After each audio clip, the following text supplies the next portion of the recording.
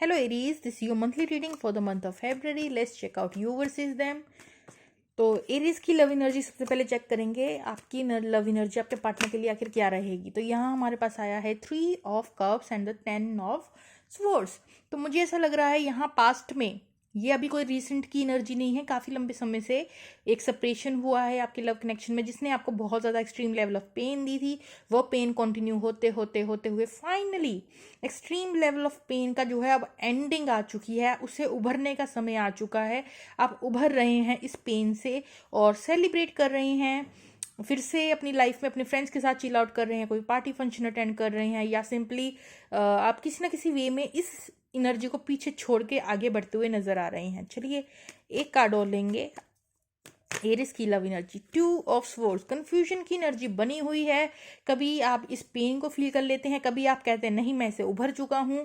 तो एक कई बार आप बैलेंस फील करते हैं, कई बार इमोशनली अनबैलेंस फील करते हैं। तो वो एनर्जी एक बनी रहती है कंफ्यूजन की स्टेट की, मैं मूव ऑन हो चुकी हूँ नहीं हो चुका हूँ, क्या है क्या नहीं है। तो एक क्रॉस रोड्स हो सकते हैं, कभी आप ओवरवार्मिंग हो जाते हैं, कई बार आप कहते हैं नहीं मैं तो सब कुछ भूल गया छोड़ दिया और अब मैं जस्ट अपनी लाइफ में हैप्पी रहूंगा। तो एक कंफ्यूजन की स्टेट सी कभी ये कभी वो, तो वो बनी हुई है यहाँ।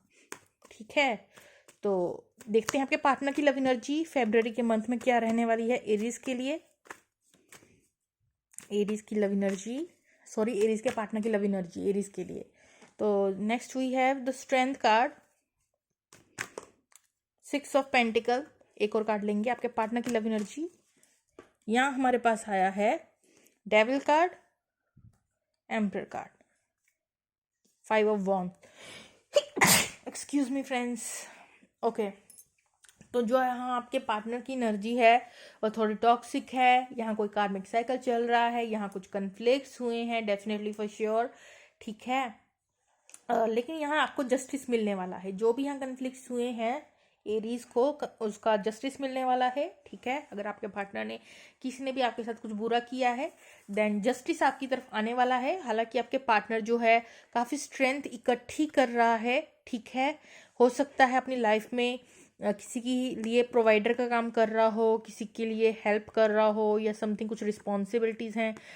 मतलब ये इंसान देखिए किस तरीके से अपनी सर्विसेज दूसरों को दे रहा है। तो किसी ना किसी वे में काफ़ी स्ट्रेंथ जुटा के किसी ना किसी वे में ये अपनी किसी का काम कर रहा है, हेल्पिंग हैंड दे रहा है अपना किसी को। ठीक है, वो एनर्जी मुझे यहाँ से पिकआउट हुई है।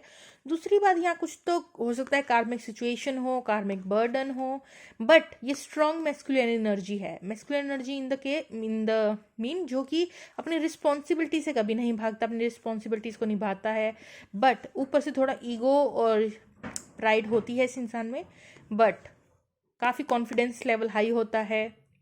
करेज की कमी नहीं है, यहाँ पे कॉन्फिडेंस लेवल की कमी नहीं है।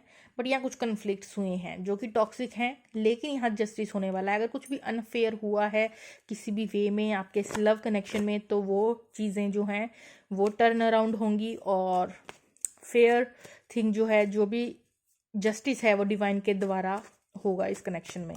चलिए फाइनल आउटकम को देख लिया जाए। फेब के मंथ में फाइनल आउटकम, इतने सारे कार्ड्स तो हम नहीं लेंगे, just 1 card, right? Let me see. Okay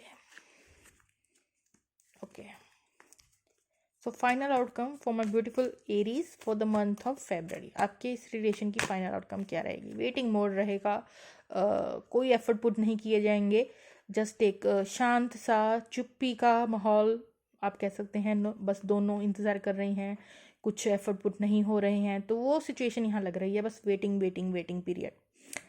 तो फेब में मुझे यहाँ कुछ भी आपस में कम्युनिकेशन या बात होते हुए नहीं नज़र आ रही। Separation phase, no contact zone ही रहने वाला है, right? Okay friends, bye bye.